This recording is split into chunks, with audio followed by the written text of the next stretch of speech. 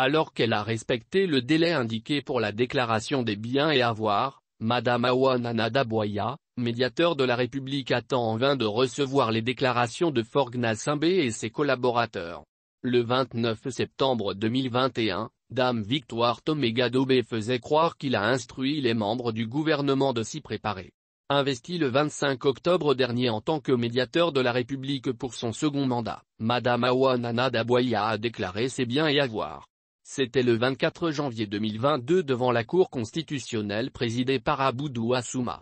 L'objectif de cette procédure est de promouvoir la transparence dans l'exercice des fonctions et charges publiques qui incombent aux assujettis, et de prévenir l'enrichissement illicite, notamment chez les hautes personnalités et hauts fonctionnaires de l'État, a déclaré Madame Awa Nana Daboya au cours d'une rencontre de presse organisée quelques jours après son investiture.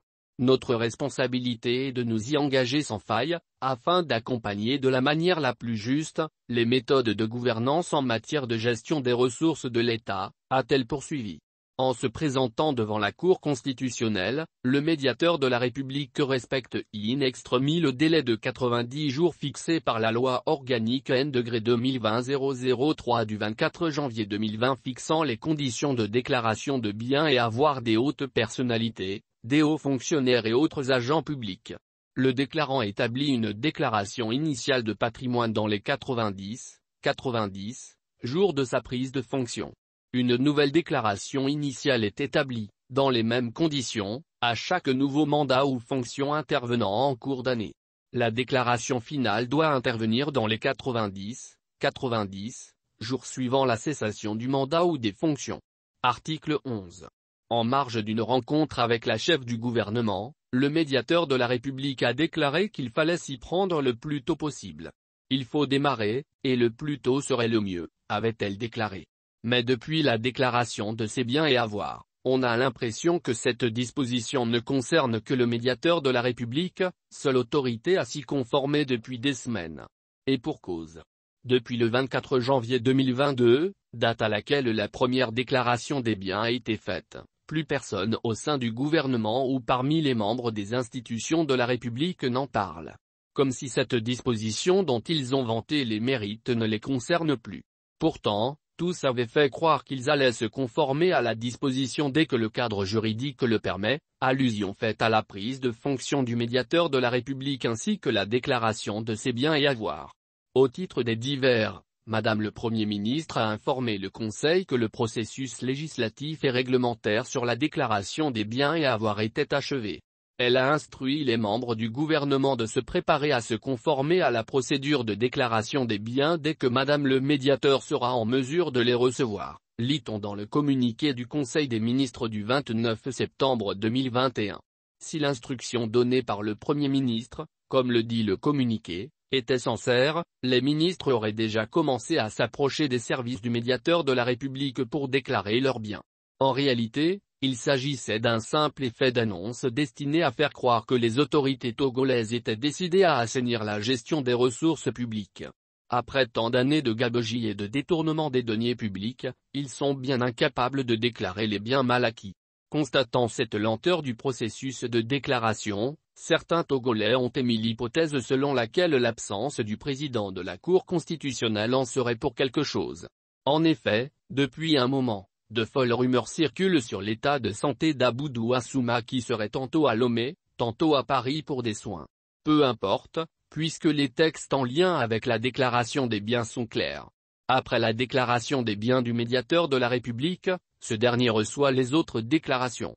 Sont également assujettis à l'obligation de déclaration des biens et avoirs devant le médiateur de la République ou devant les délégués du médiateur de la République du ressort du siège de leur institution, administration ou structure, les personnalités et les agents publics ci-après, 1. Les autres élus, 2. Les autres personnels des cours et tribunaux, 3. Les autres membres des institutions de la République et des autorités administratives indépendantes, 4. Toutes les personnalités et hauts fonctionnaires occupant des emplois politiques et ou des emplois dans l'administration civile, 5. Les personnalités occupant des emplois de l'administration militaire et paramilitaire, lit-on à l'article 7 de la loi organique N-2020-003 du 24 janvier 2020.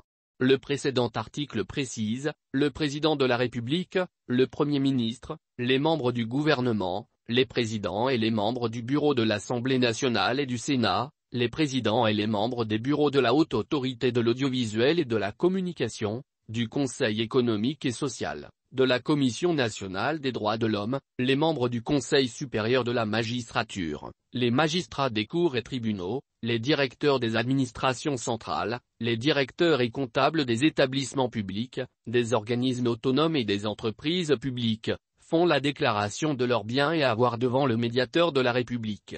Occupés à se mêler des affaires qui ne contribuent guère au développement du Togo, Faure Gnassingbé et ses collaborateurs en sont arrivés à ignorer que la déclaration des biens contribue plus à améliorer l'image de la gouvernance que les rapports douteux derrière lesquels ils courent. Ils oublient également que des délais sont inscrits dans cette loi et que le défaut de déclaration est puni de sanctions allant jusqu'à la démission de l'assujetti défaillant. Selon l'article 21, les titulaires de mandats et fonctions en exercice au moment de l'entrée en vigueur de la présente loi, doivent se conformer aux dispositions de la présente loi dans un délai de 12 mois à compter de sa publication au journal officiel de la République togolaise. La loi ayant été publiée le 29 janvier 2020, tous auraient dû déclarer leurs biens et avoirs au plus tard le 28 janvier 2021. Mais animé par une volonté de dilatoire et réticent à déclarer les biens mal acquis, la procédure a été rallongée à dessein. Il a fallu passer par la nomination du médiateur de la République, sa prestation de serment devant la Cour constitutionnelle et la déclaration de ses biens. Pour repousser l'échéance du 28 janvier 2021, la loi a été modifiée le 17 juin 2021. C'est donc depuis plus de 2 ans que le processus peine à être finalisé. Pourtant, en 2005, pour porter Faure Gnassingbé au pouvoir, de nombreux textes ont été modifiés en 24 heures à travers des procédures d'une extrême rapidité. Tout compte fait, ils seront contraints de s'y plier un jour ou l'autre.